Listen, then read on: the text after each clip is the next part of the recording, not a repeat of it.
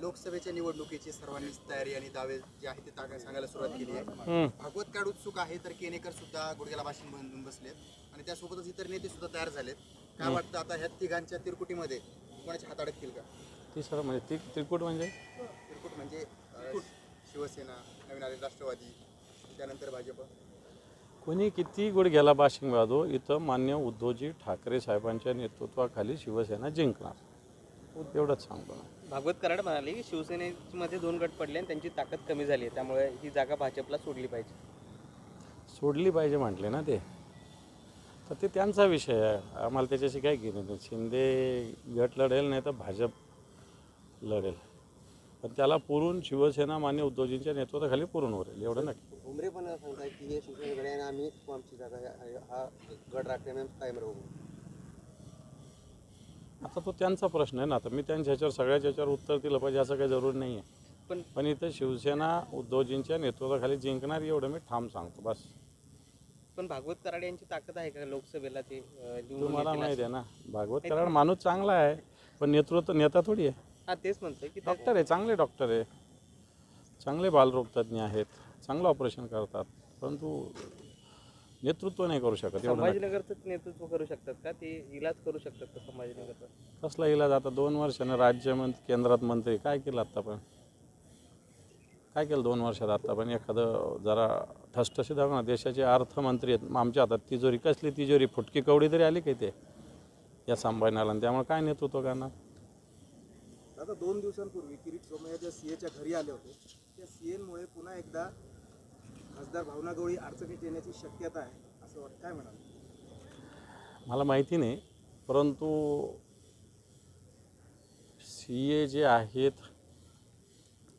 आणि किरीट सोमय्या जे आहेत हे दोघे वादग्रस्त आहेत. ते सीए जेलमध्ये होते आणि किरीट सोमय्याचं तर आपल्याला चांगलं माहीत आहे काय काय कर्तृत्व आहे, आणि म्हणून या अशा व्यक्तीविषयी आपण काय बोलणार? आता पण एवढा भूकनीय दौरा झालेला आहे, नेमकं भीती कशामुळे, काय भीतीमुळे एवढा भूकनीय दौरा केला? घाबरतातच ना शिवसेनेला, म्हणून गोपनीय केलं. नाही तर ओपन खुला करायचा असता, येऊ शकले असते शहरात, बघितलं असतं. संतोष बांगर जे आहेत त्यांनी पुन्हा एकदा शिवीगाळ केलेली आहे. संतोष बांगर जे वादग्रस्त आमदार म्हणून ओळखले जातात, मात्र मुख्यमंत्री अतिशय चुपचाप आहेत. आणि तुम्हीच काही दिवसापूर्वी म्हटले की मुख्यमंत्र्यांना जावयाप्रमाणे राहावं लागतं. आता कोणती पातळी त्यांची आहे म्हणा? हे बा, एक आमदाराची यादी वाढते. बांगरवर तर कित्येक गुन्हे, किशोर पाटील, पत्रकाराला मारहाण, ते सुर्वे, भाजपच्या कार्यकर्त्याला मारहाण, आता एका उद्योजकाला किडनॅपिंग करणं, सदा सरवणकर, रिव्हॉल्वर काढणं, गीता जैन, महानगरपालिकेच्या इंजिनियरच्या तोंडात लगावणं, आणखी किती केसेस पाहिजे? पण याच्यावर कोणावर कारवाई झाली? जनतेनं या विषयाकडे लक्ष दिलं पाहिजे की याच्यावर कोणावर कारवाई केली. जर एखाद्या सर्वसामान्य माणसाने असं कृत्य केलं असतं तर सरकारने किंवा पोलिसांनी काय कारवाई केली? पोलीस पण महाराष्ट्राची पोलीस, मुंबईची पोलीस, ठीक आहे, पोलिसांचा आपण आदर करतो, पण पोलीससुद्धा या सरकारच्या ताटाखालचं जर मांजर बनत असेल, पोलीससुद्धा सरकारचं गुलाम बनत असेल, पोलीससुद्धा सरकारची हुजरेगिरी करत असेल, त्या जनता योग्य वेळ न्याय देईल. नितीन गडकरी एका भाषणामध्ये म्हटले की आमचं दुकान जे आहे ते जोरात चालू आहे, मात्र नवीन ग्राहक जास्त आणि जुने ग्राहकच आता कमी आहेत. आणखी ग्राहक वाढवण्यासाठी त्यांचा प्रयत्न चालू आहे, आणि जे जुने लोक आहे त्यांना कुठंतरी स्टोरेजमध्ये टाकायचा असा प्रयत्न भारतीय जनता पार्टी चालू आहे. आता भारतीय जनता पार्टीचा सर्वसामान्य कार्यकर्ता कुठंच समोर नाही. सगळे चेहरे बघा, हे सगळे नवीन कुठून तरी आलेले सगळे चेहरे आहेत. जे मूळ भारतीय जनता पार्टी ज्याला म्हणता येईल, ज्याला एक विचारधारा आहे विचार आहे, पण ती विचारधारा घेऊन चालणारे कोण आहेत, किती लोक आहेत?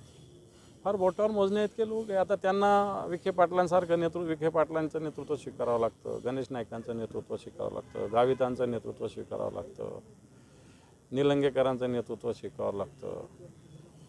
पण बेस त्या काळात तिथली संघटना मोठी करणारे लोक कुठे आहे? मला असं वाटतं या सगळ्या गोष्टी सर्वसामान्य कार्यकर्त्यावर अन्याय करणारे आहेत. राज ठाकरे यांचे सुपुत्र जेव्हा एका टोलनाक्याहून गेले तर त्या ठिकाणी वाद झाला, टोलनाका फोडला. भाजपचा लेख होता की टोलनाके तुम्ही बनवायला शिका. तर राज ठाकरेंचा त्यांना टोला होता की तुम्ही आमदार लोकांचे फोडायचे बंद करा आणि स्वतःचे आमदार उभे करायला शिका.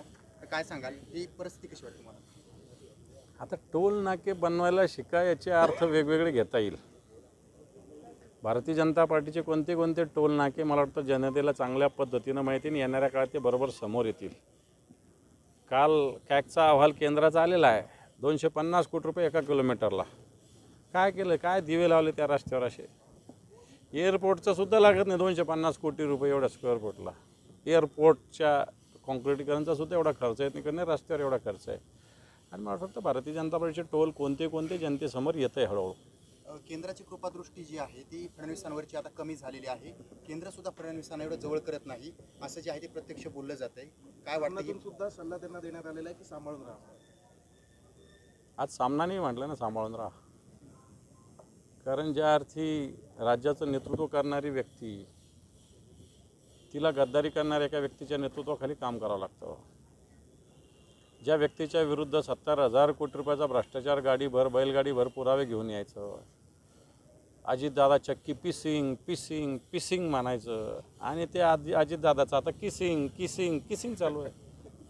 कोणासोबत चालू आहे दादा नेमकं? अजितदादासोबत.